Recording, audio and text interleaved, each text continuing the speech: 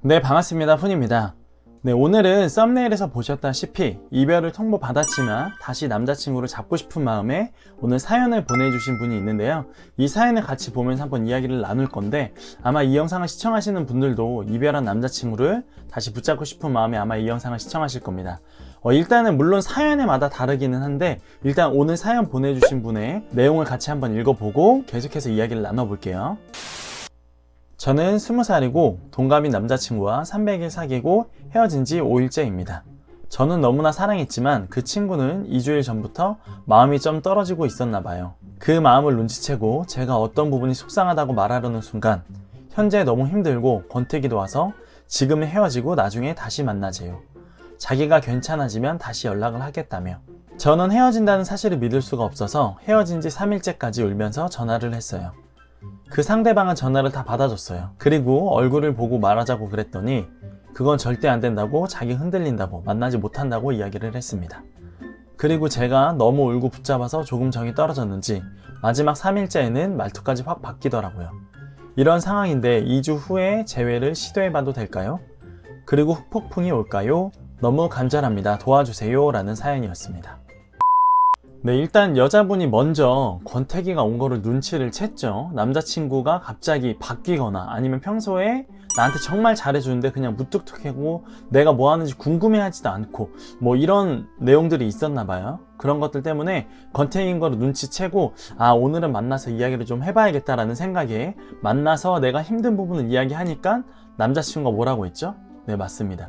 사연에 나온 것처럼 나 권태기야. 나 지금 너무 힘드니까 너랑 헤어졌으면 좋겠어. 헤어지고 나서 나중에 다시 만나자 라고 이야기를 했습니다. 네, 아마 이 사연을 보는 분들은 아마 다 같은 생각을 했을 겁니다. 무슨 소리죠? 네, 맞습니다. 개소리하고 있는 겁니다. 남자분이 말도 안 되게 어떤 상황인지 모르겠지만, 물론 집안에 힘든 일이 있을 수 있고 많은 다른 일이 있을 수 있지만 지금 사귀는 여자친구와 잘 상의를 해서 해결하면 되는 건데, 권태기가 올 때마다 헤어진다? 그러면 뭐 조금 여자친구 만나다가 실증 나면 다른 여자 만나고 계속 그렇게 만날 거예요?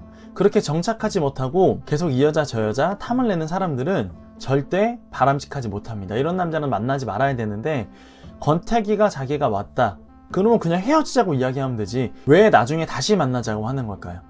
TV 속에 가끔가다 보면은 뭐 집안에 뭐 문제가 있거나 아니면은 집안에 뭐 큰 빚이 있어서 뭐 도망을 가거나 뭐 이런 내용들이 있기는 하나, 그건 정말 TV에서 나오는 사연입니다. 제가 볼 때는 남자친구분이 300일 정도 사귀었다고 이야기를 했죠. 20살 동갑인데 이렇게 말하면 정말 마음이 아프지만 실증이 나서 그냥 헤어지자고 한 거고, 남자들은 헤어질 때 조금이라도 자기가 포장되고 아름답고 자기가 조금이라도 멋있어 보이고 그리고 내가 너에게 피해주고 싶지 않아 라는 생각으로 이별을 하는 사람들이 굉장히 많이 있습니다. 그런 것처럼 이 남자분도 최대한 여자분에게 상처를 안 주려고 그냥 돌려서 이야기한 것 같고요. 결국은 이 남자분은 여자분에게 마음이 없습니다. 그렇기 때문에 헤어지자고 한 거고, 그냥 자기 어장에 넣어둔 것 뿐이 안 됩니다. 그렇기 때문에 여자분 당하지 마시고 먼저 절대 연락하지 않았으면 좋겠습니다. 왜냐면 여자분이 3일 동안 붙잡았죠. 3일 동안 붙잡으면서 울고 불면서 연락을 했는데도 불구하고 남자분은 어떻게 됐나요? 3일째 말투가 싹 바뀌어서 이야기를 했잖아요. 제가 장담하는데 나중에 시간 지나고 나면 무조건 연락합니다. 지금 사연을 보내주신 분이 더 좋은 남자친구를 만났음에도 불구하고 무조건 연락이 갈 거예요. 왜냐? 미련이 남기 때문이죠. 자기가 헤어지자고 이야기만 안 했으면 계속 만날 수도 있겠다, 또는 그때 당시에 이뻤던 여자친구의 모습, 그리고 그때 당시에 있었던 좋았던 기억들을 떠올리면서 분명히 다시 연락할 겁니다. 그리고 연락을 했을 때 전 여자친구가 받아줄 거라고 생각을 할 수가 있기 때문에 절대 받아주지 마시고요. 그리고 제가 항상 사연 읽거나 다른 이야기를 할 때도 마찬가지로 이야기를 많이 했지만, 내 자신을 사랑해주는 사람을 만나세요.